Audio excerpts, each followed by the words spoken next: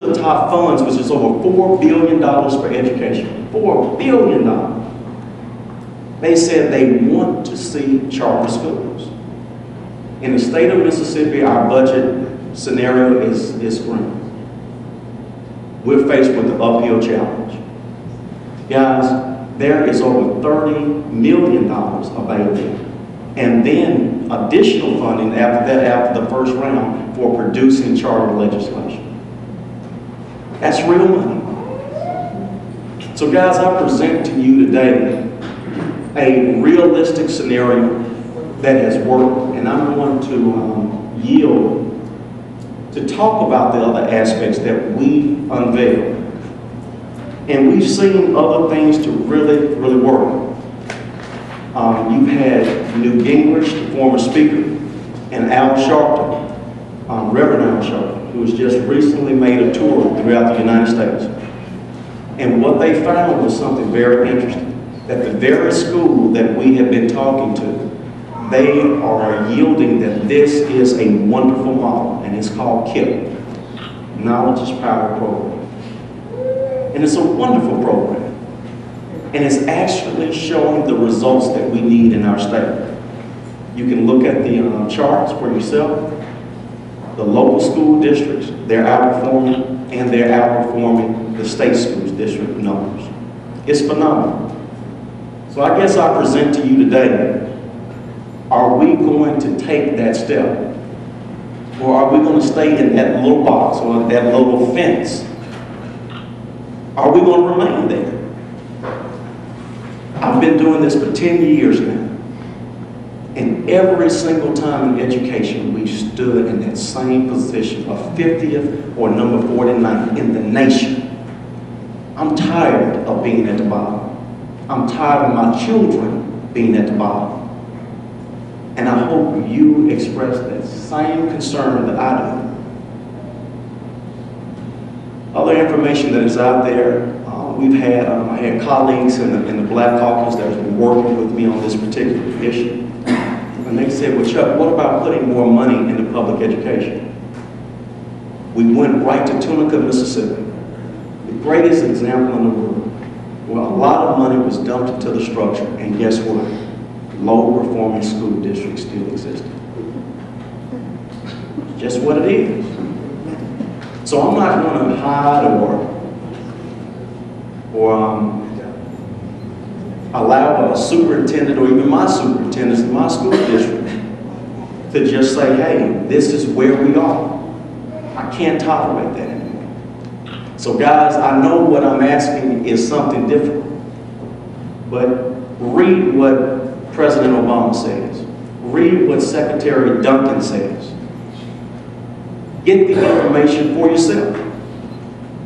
And let's begin to move forward in education, whether it's charter, magnet, public, private, it doesn't matter to me. I just want our children educated. At this time, I'll yield the balance, Mr. Chairman, and I guess we'll go to questions after that, to a distinguished gentleman of the Delta Regional Authority, Pete Johnson. Thank you, Mr. Espy. That's a hard act to follow. First of all, Mr. Chairman, distinguished members of the committee, thank you for giving us the opportunity to be before you today. We appreciate it. We value your time. We appreciate the time that you're taking to look at education as a whole. What I'd like to do is I'd like to give you just a little bit of an overview of why we are where we are today, why I'm here today. But also, I've brought some people with me who I want to give you some hands-on experience and for you to ask questions directly to about whether or not this system works. I was particularly impressed, Dr. Zimmer, with your work. I read quite a bit of it before we got here today and continue to be impressed with the thoroughness of your research. And thank you for coming to Mississippi and helping us think through this opportunity that we have, because there are many sides to it. And in particular, it was interesting when you commented that most of the models that we have are in urban areas, and it's difficult to find them in rural areas to see if they'll work. But I brought one to you today that I want to introduce you to, and and let you ask questions to see if it really works. Let me tell you what I'm doing now. I mean, I know many of you in this room, and you've all seen me with different hats on. I was practicing law back in Clarksdale, and for many years, a number of us have been trying to get the Congress to cut out a part of our nation similar to the Appalachian Regional Commission, and to segregate it. In 1987, you had just elected me as your state auditor. And before, shortly after that, in 88, I was on a barge in Rosedale with then Governor Romer, Governor Mavis, and Governor Clinton. And they signed a pact creating the Lower Mississippi Delta Commission, which was the forerunner of the Delta Regional Authority. The Delta is not just Mississippi. There are 8 states involved, and there are actually 20 counties in Alabama. Now, how does Alabama get in the Delta? Well, Senator Shelby said if we wanted to have a commission like this, we needed his counties. And I can tell you, I've been in their counties, and it's just like what we have here. But the governors of the 8 states sit on this regional authority with me, and we try to put our arms around how to turn the most impoverished region of the nation around.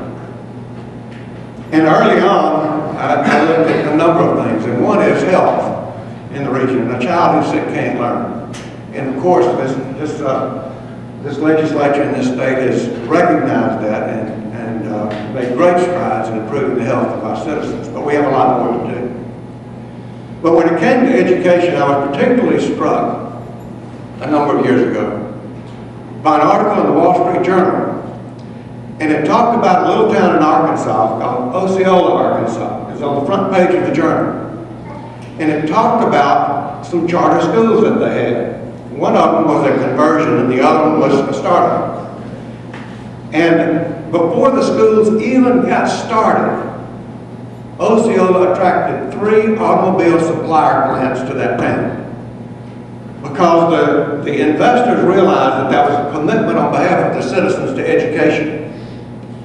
Well, that really struck me, so I made copies of it, and I sent out over 50 to leaders in our city and county.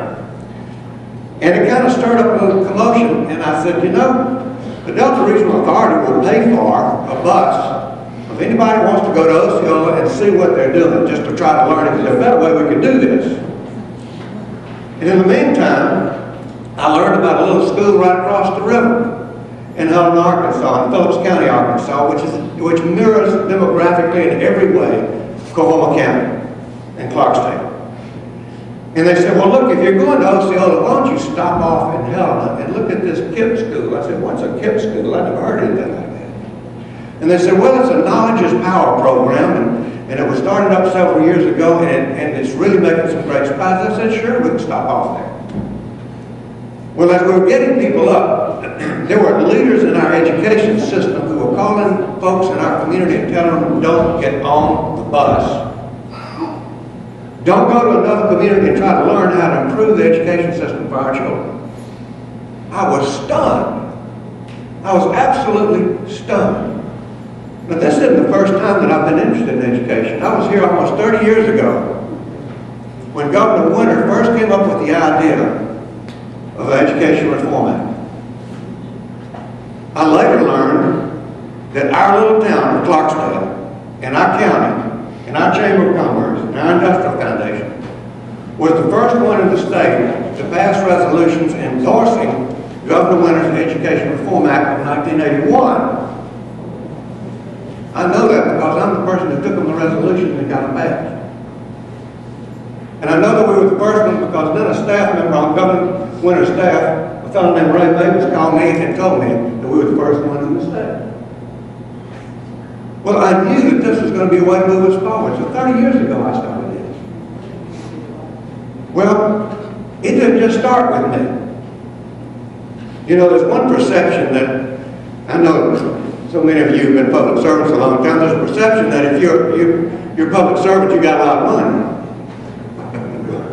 Well, my grandfather was raised in abject poverty in Scott County. He was one of 9 children. His father was an alcoholic, and he raised his brothers and sisters. He valued education. He put himself through Millsap's undergraduate school and law school, and later became governor of this state. And you know the first, he ran on, and the first thing